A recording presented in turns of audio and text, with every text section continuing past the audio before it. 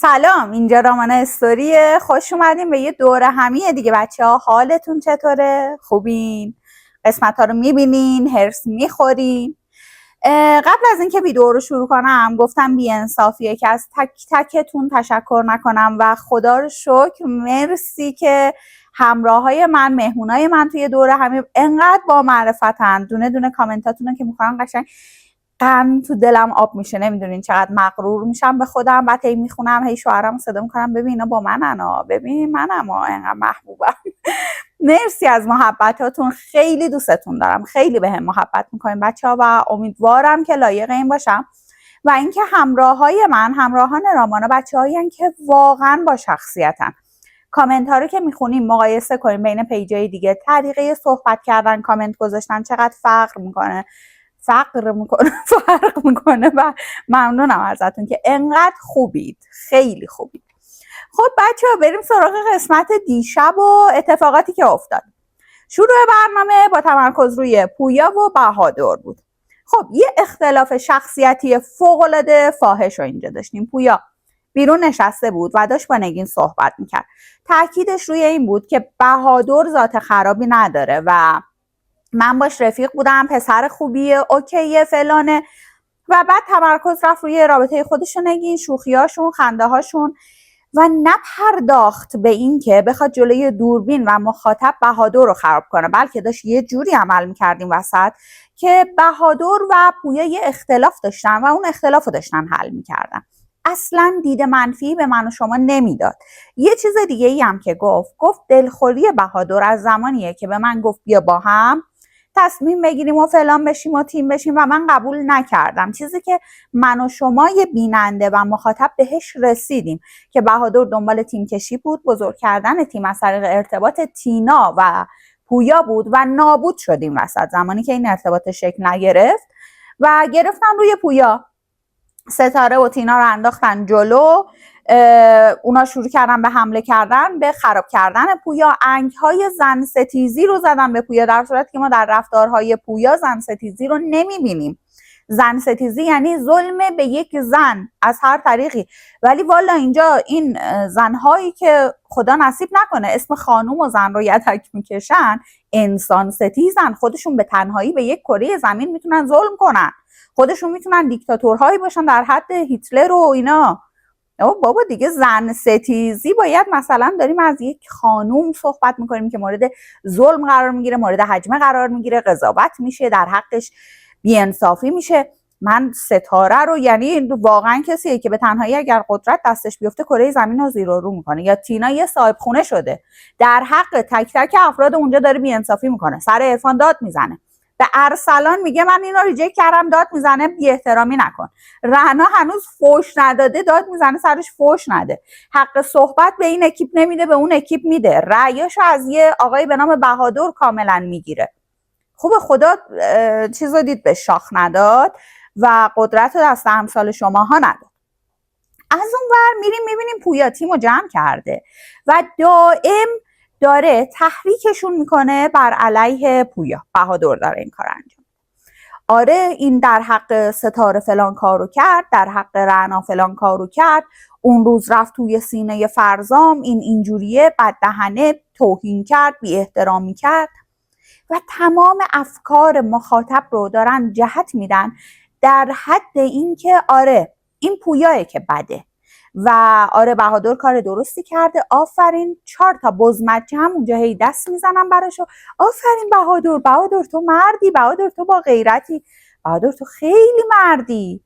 و مرد بودن رو توی وحشی بودن میبینن. خب ببینید ذاتاً زنی که متوحش باشه، وحشی باشه، دوست داره که یه نفر کنارش باشه که با همدیگه حمله کنن و بدرن. و کسایی که الان توی ویلا دارن بهادر رو تشویق به این کار میکنن کسایی هستن که در حقیقت هیچ نوع آرامش، هیچ نوع خانم بودن، ادب، متانت ذاتی توی وجودشون ندارن. یعنی شما هیچ جوری نمیتونین اینا رو نسبت بدین به یه خانم فهمیده، تحصیل کرده و با شعور.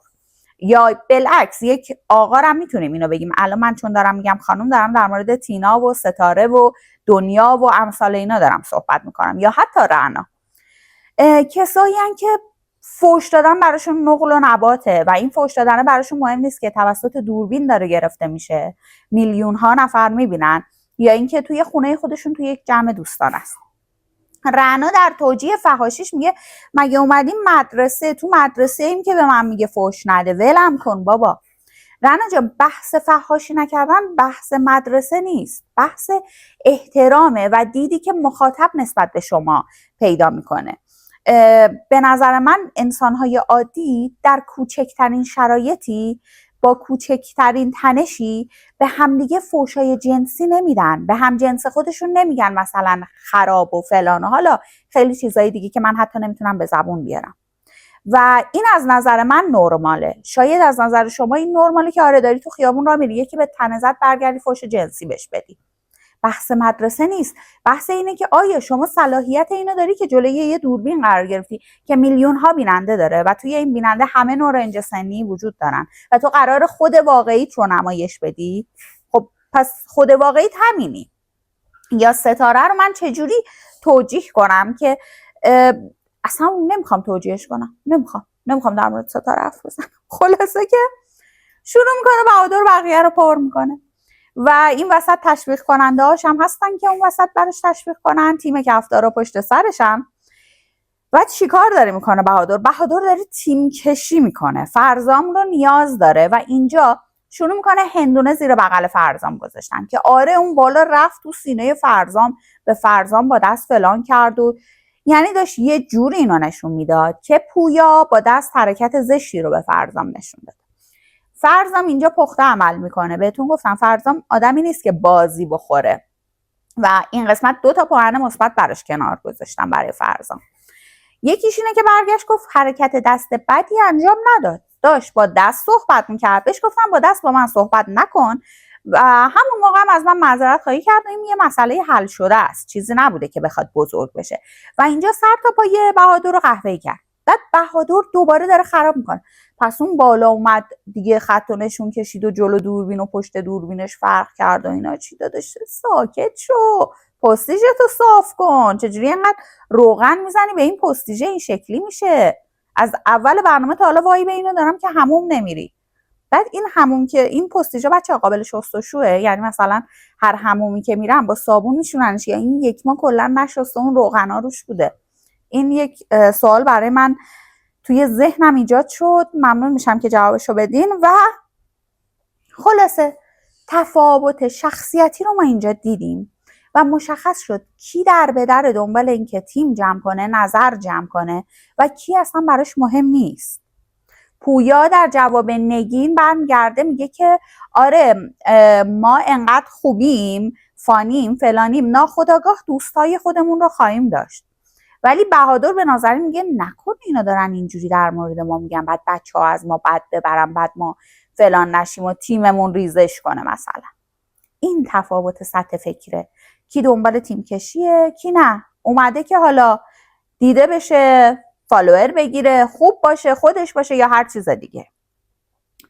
مورد بعدی که داشتیم تینا بود، زمانی که داشت با نازی و مهدی دشتی صحبت میکرد. خورده ای که من اینجا دارم زمانی که میگم این فصل دخترها همشون دنبال حواشی هستن و نمیدونم نرمال بینشون نمیبینم، به خاطر اینه. دقیقا تو داخل دوباره رعنا داره با بهادر دست به یکی میکنه و بر علیه پویا صحبت میکنه توی موضوعی که هیچ ربطی نداره و اصلا گذشته، تموم شده، رفته. میای بیرون، نازی یه جورایی داره دل به دل تینا میده و اینا حق رو دیدن، میدونن که حق با کیه و دارن این کار رو انجام میدن و تیم کشیه رو دیدن و دارن هنوز حمایت رو انجام میدن از تیم. اما در مقابل سورنا و مهدی دشتی رو داریم که با منطق دارن توجیه میکنن این قضیه رو و خیلی قشنگ صحبت میکنن. مثلا تینا توی صحبتاش برگشت گفت من تمام دایرکت هایی که پویا بهم نشون داده رو به همه بچه ها نشون دادم. و پویا یکی از مشکلاتش با تینا همین بود، میگفتش که چرا به جای این که با من حرف بزنه میره با بقیه صحبت میکنه و اول با خود من مشکل رو حل نمیکنه، اجازه نمیده همدیگه رو بشناسیم، به من میگه چشم، اون کاری که دوست داره رو میکنه. بعد الان دارن اینو جا میندازن که پویا دنبال بهانه بود ولی واقعا اینجوری نیست. الان که داریم میبینیم دونه دونش درسته. تینا برمیگرده میگه من اعلام دشمنی کردم با این آقا. این اعلام دشمنی و اعلام آشنایی و اعلام کاپلیتتون رو مرده شور ببره. این اصطلاحات چیه شما دارین میگین این قسمت؟ اولا که چرا اعلام دشمنی کردی؟ آقا با یک نفر وارد آشنایی میشویم، یا به تفاهم میرسیم یا نمیرسیم. برای بار هزارم هر قسمت من باید اینو بکوبونم تو سر تینا، شاید بفهمه که نمیفهمه.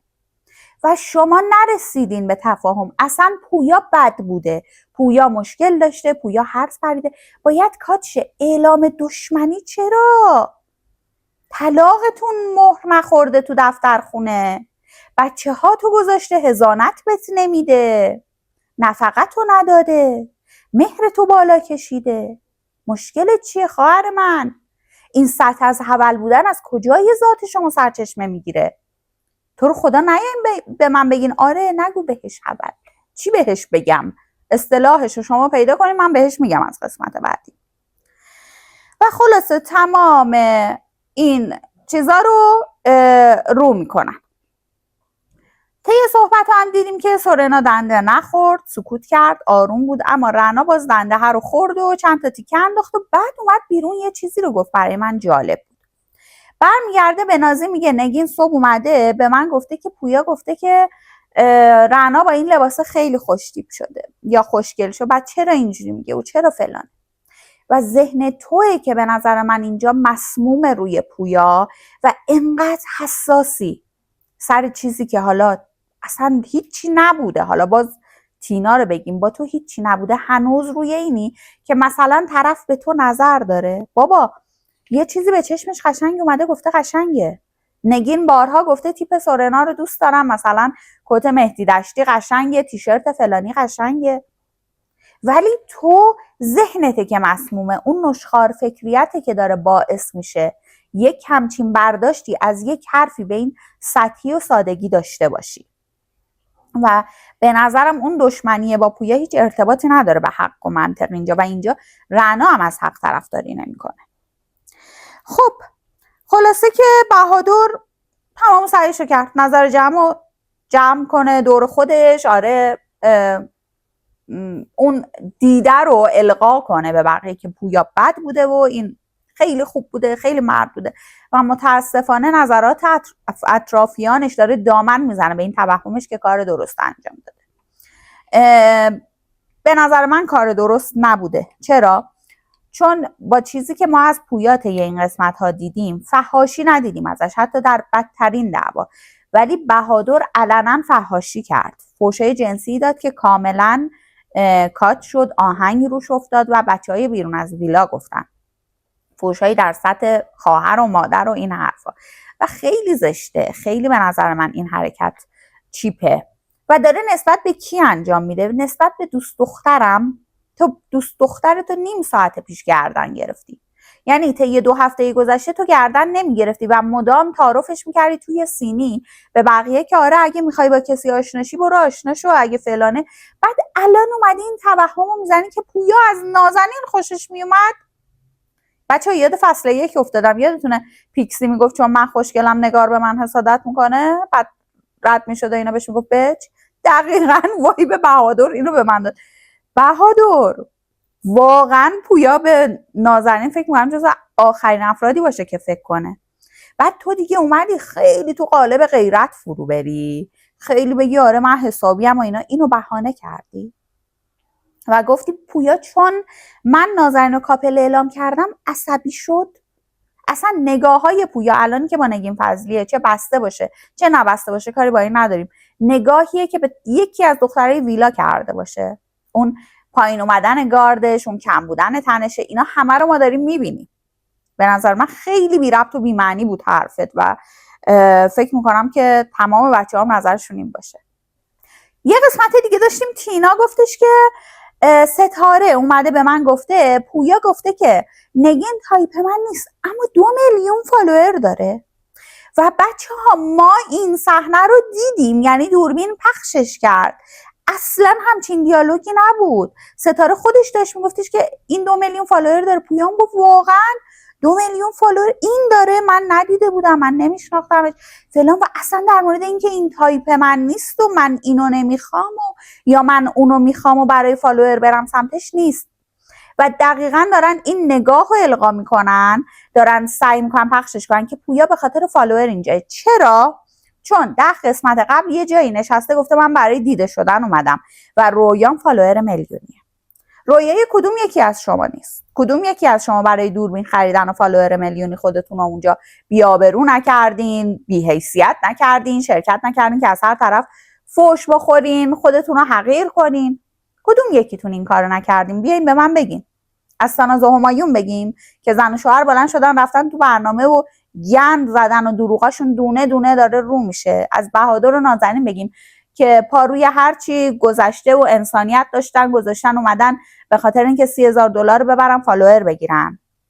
از ستاره بگیم که کلا برای فالوور حاضر سر تا پای خودش رو رنگی کنه و همه کار کنه.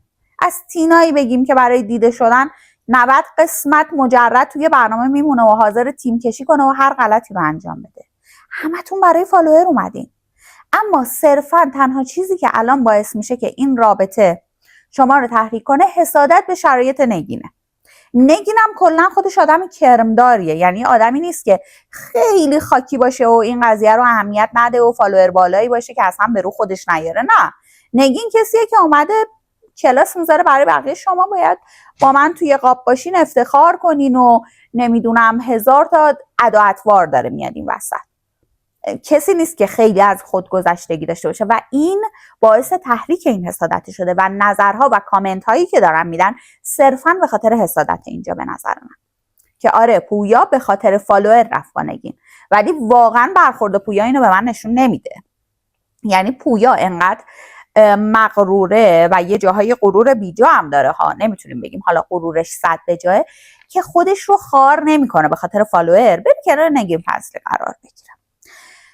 موضوع دیگه ای که داشتیم قضیه حمایت از زنها بود و این وسط تینا و ستاره دارن خودشون رو از همدیگر میدرند برای اینکه یک مرد توی این ویلا از ما حمایت نکرد. ستاره تا 2 قسمت پیش میگفت من یک مردی مثل پویا میخوام کنارم باشه از من حمایت کنه توی برنامه، و الان داره میگه من یه نفر مثل بهادر میخوام، مثل آقا بهادر پشت من باشه. عزیزم تو خودت 7 آقا بهادری، عزیزم تو خودت حامی جامعه تمام لاتولوت‌های تهرانی، تو نیاز به حامی نداری. تو اصلا واژه زن ستیزی از بغلت رد نمیشه. کامیونو بذار تو پارکینگ، بیا پایین با هم صحبت کنیم ببین گازوئیل زدی یا نه.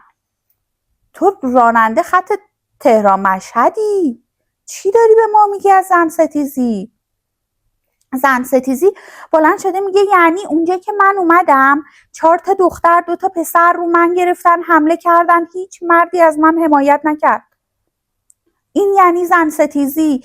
اگر فلان باشه باید هر زن و دختری پشتشون در بیاد. یگانه رو یادته؟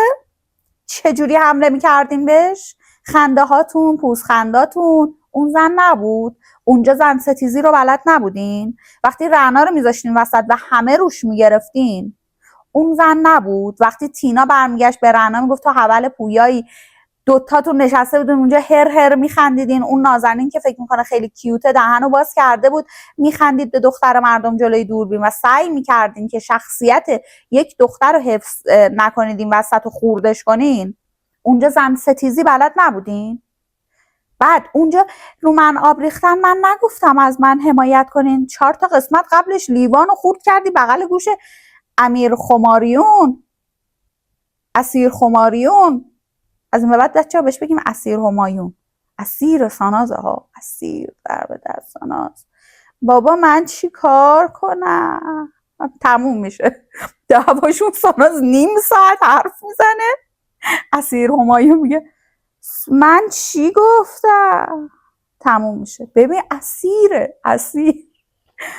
و خلاصه ستاره امثال شماهان که این کلمه زن ستیزی رو دارن خار میکنن و متاسفانه امثال شماها حامی دارین. یه سری خانوم های خیلی با ادعای روشنفکری میان از تو حمایت میکنن. دختره مورد ظلم پدر، برادر، نمیدونم تجاوز اطرافیان قرار گرفته، رفته توی محیط کار بهش تجاوز شده، توی دانشگاه استاد بوده. هزاران اتفاق این مدلی داریم، زنهایی که هزاران اتفاق براشون توی جامعه میفته، اونان که نیاز به حمایت دارن. این دختره صدا رو که تو گلو میندازه 4 تا طبقه ویلا میلرزه. کی اصلا سطح صداش به تو میرسه؟ تو خودت اصلا یه ستیزگری، انسان ستیزی. و تینا الان زن ستیزی شامل حال تو نمیشه. توی آشنایی بودی، نخواستتت. تکرار کن، نخواستتت. برای چی باید بیان بگیرن رو پویا؟ چون رفته با نگین آشناشه؟ کانسپت برنامه چیه؟ پارتنریابی، عشق ابدی. 14 نفر اومدین با هم دیگه آشناشین، این با این، اون با اون، شد نشد بعدی، نشد بعدی. کانسپت برنامه اینه. تو اگه پویا اعلام کاپلی کرده بود باهات، الان کاپل پویا بودی، الان تو دادگاه بودی، راهروهای دادگاه با یه چادر رنگی داشتی میدویدی دنبال نفقه و مهریه بودی. خواهر من ول کن قضیه رو دیگه بیخیال شو، تموم شد. طرف رفته توی آشنایی، احترام بذار. و کاری که شما دارین در حق نگین میکنین زن ستیزی نیست؟ یه دختری وارد یه برنامه شده، بهش گفتین فلانی و فلانی و فلانی مجردن، تو میتونی بری باهاشون آشناشی، اوکی. و رفته آشنا شده، توی آشناییت همتون با هم گرفتین روش. 4 تا کفتار میدوین تو حیاط، پچ پچ میکنین، میشینین رو مبل هر هر میخندین. اونجا که وتره میشه بغل همین تحقیر میکنین، پوزخند میزنین، وسط دعوایی اونا ذوق میکنین. شما کفتارین، کفتار ستیز اگر کسی باشه آره باید حمایت کنه. در غیر این صورت زن ستیزی شامل حالتون نمیشه، چون بزرگترین دشمنان زنها امثال شماها هستین. همینطوری که بعد از برنامه دارین ادامه میدین، دارین با توهین به ظاهر معمولی یک انسان سعی میکنین یک انسان رو خورد کنین، به نمیدونم حالا چربی داشتنش، به پوستش، به چروکش، چیزی که هر انسانی داره، لک بدن، چروک، بازوی آویزون، نمیدونم شکم. ما عروسک جنسی کسی نیستن که بخواد خودش رو تغییر بده و ایدئال باشه و فیوریت باشه. ما قرار نیست عروسک جنسی کسی باشیم. ما زنایی هستیم که قویم، خودمون رو باور داریم و پذیرفتیم و مثل شما نیستیم که پول درآوردنمون صرفا از راه انداممون و لباس هامون باشه که بخوایم خیلی خیلی روش مانور بدیم و خودمون رو بندازیم زیر تیغ جراحی و هزار تا بلا و عمل و کوفت و زهرمار سر خودمون بیاریم، آخرش هم بیایم همدیگه رو مسخره کنیم. این به این بگه عملی، اون به اون بگه شیشه‌ای، اون بگه با دود لاغر شدی، اون بگه تو عمل کردی لاغر شدی. و دارین خودتون رو تحقیر میکنین. شما دم از زن ستیزی نزنین. بذاری من حرف نزنم، گلوم خشک شد، عصبی شدم، بذاری من آروم باشم. وسط این بلبشو چی کار به فرزام و ارسلان داری؟ ارسلان بدبخت داره میچرخه با اون بلوز از زیر ژاکت بیرون زدهش، همش یه دونه خلال دندون دستش، اون خلال دندون هم ازش گرفتن. یعنی با یه خلال دندون نمیذارن این رابطه برقرار کنه که توی این ویلا بمونه. این دوتا چی کارن؟ چرا هر دعوایی میشه میاین ربطش میدیم به فرزام؟ و فرزام چقدر دومین پوان مثبتش اونجا گرفت که گفت همونطوری که شما مرد حامی و حمایتگر دوست دارین، مرد هم یک زن آروم دوست داره. خب راست میگه، شما همش لیوان دستتونه به هم پرت میدین و آب رو هم میپاشین و فحش جنسی میدین، مرد چیکار کنن این وسط؟ بابا شما دارین آبروی زن و انسانیت و همه چیزو میبرین. بعد این وسط آره فرزام نمیدونم فلانه، پشتیبانی نکرده، آره بهادر فقط مرد بوده اینجا و یعنی گند بزنم به اون دنیایی که مردش اینه، مرد شعور اون دنیایی ببرن که مرد تنها مردش بهادر باشه. و فرزام خیلی قشنگ از خودش دفاع میکنه. اینا میرن تو حیاط دارن با هم صحبت میکنن. 3 بار من زدم عقب، دیالوگا رو بررسی کردم بفهمم دنیا چرا گریه کرد، که نخوام بیام اینجا بشینم دوباره بگم دنیا چته، تو چی میخوای، الان حرف حسابت چیه، تو چی کاره ای، اومدی اینجا چی کار کنی؟ نه به سن و سالت میخوره، نه به شخصیتت میخوره، نه هوششو داری. تو چرا اومدی عشق ابدی؟ و چرا گریه کردی؟ خیلی فشار روم بوده، من آدمی نیستم راحت گریه کنم. الان چه فشار؟ تو پدر ملت رو در آوردی نیومده، فشار رو تک تک بقیه گرفتی، دخالت کردی، تیم کشی کردی، حمله کردی، داد زدی، خودت رو دریدی، پسر مردم رو بی خود و بی جهت همه چیز بهش چسبوندی، دو به همزنی تو کردی. تو خودت اهرام فشاری توی اون ویلا، یکی از اهرام‌های فشار گروه کفتارا دنیاه. بعد چه فشاری روی، چرا گریه میکنی؟ چی شده؟ حرفت چیه؟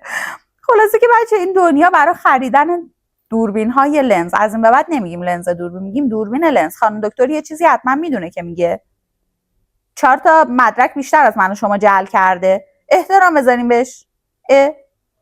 خلاصه که دوربین های لنز کاری کردن که دنیا اصلا از خود به در شده.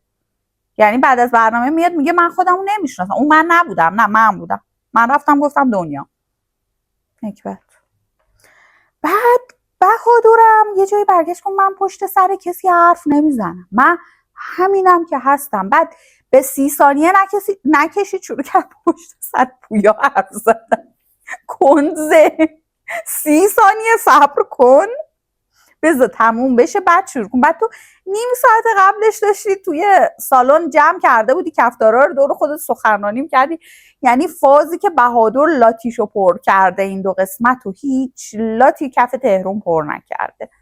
بیا پایین، پستیشتو بشور، چرب شده. تو این گیرودار ساناز همایون رو پای اوبر خفت کرده، بهش میگه که ستاره به آگاه به گل بخه، من گل نمیخوام. چرا از این نپرس؟ چرا ستاره؟ من نمیخوام، من بد دهن دوست ندارم. ساناز لازمه دوباره وایستو بذارم یا نه؟ اگه صلاح میدونی یه بار دیگه وایستو بذارم. ساناز میگه من زن بد دهن دوست ندارم چون این زنها قرار بچه‌های آینده رو تربیت کنن. وایستو پلی میکنم براتون. الان تصمیمم عوض شد، دوست دارم آخر ویدیو یه بار دیگه بذارمش. اصلا از این به بعد در پایان تمام تحلیل های این وایس ساناز رو میذارم که میزان درو بودنش رو بفهمی. آدم بد دهنشه، ننده خانوادهشه. خانوادت رو برات میذاریم آخر ویدیو که بفهمیم. بعد بچه تربیت تو دیگه نمیشه، سن بچه دار شده.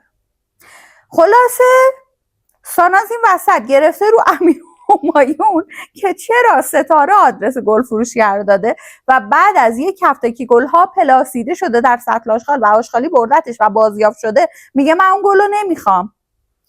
بچه‌ها به خدا قسم ساناز اینجا طرفدار حق نیستا. ساناز داره با ستاره لج میکنه. یعنی اونجایی که رو مبل نشسته بود گفت زنها خودشون حمله میکنن، مردها حمایت، اینا داشت با ستاره لج میکرد چون 2 دقیقه بعد گرفت رو پویا خیلی بی تربیت، خیلی بی ادبه. بعد 2 دقیقه بعد گرفت رو پویا. ساناز اینجوری نشستن خیلی سخته، چه همش اینجوری. بعد آخه آرتوروز داره، دیدین دیگه این وسط سن و سالی ازش گذشته، آخر چیز برگشت و همایون میگه گردنم ماساژ بده.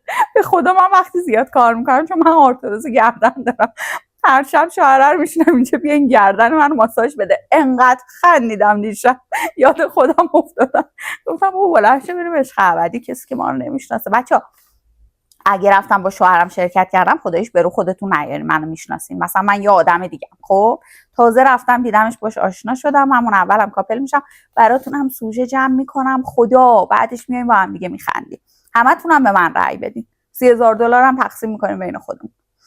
خلاصه که هیچی، این قسمت دیشب بود.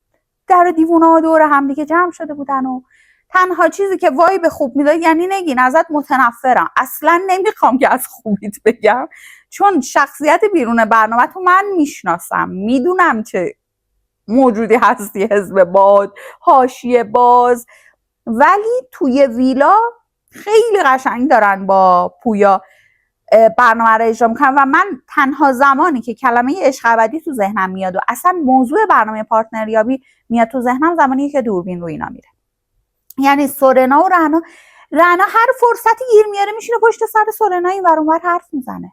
همین الان هم داره تو کانال پشت سرش بد میره. بابا سورنا داره منطقی حرف میزنه، داره منطقی پیش میره. خواسته های تو زیاده توی برنامه و میگم فقط نگین و پویان یه ذره دارن نرمال پیش میرن. امیر همایون و ساناز که اصلا نابود، احتمالاً طلاق بگیرن. اگه امیر همایون و ساناز عروسی نگرفتن تا قسمت 100، ببین من نمیذارم اون نقشه‌ای که تو ذهنتونه رو من قسمت 2 افشا که من نمیذارم شما اون عروسی رو بگیرین که معروف شین. یک تنه اینجا در مورد رأی نازنین و بهادرم من نمیذارم. من و بچه هام اینجاییم، شما رو نمیذاریم رأی بیارین. شده بریم رأی بدیم به اون گربه ویلا، بریم رأی بدیم نمیدونم به هر کی، نمیذاریم شما رأی بیارین. ما اینجاییم دفعه دیگه مثل آدم حسابی شرکت کنین. و این تجربه نشده براتون؟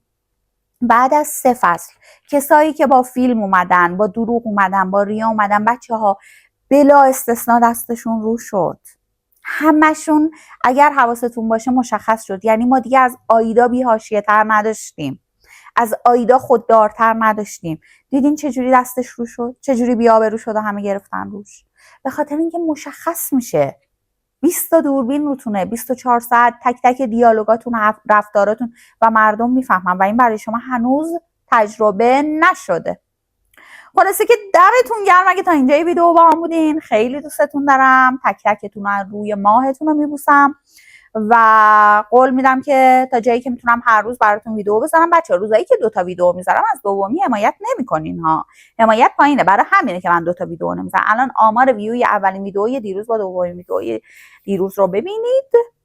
ممنونم، متشکرم که میرین حمایت میکنین. مواظب خودتون باشین عزیزای دلم. تا برنامه بعد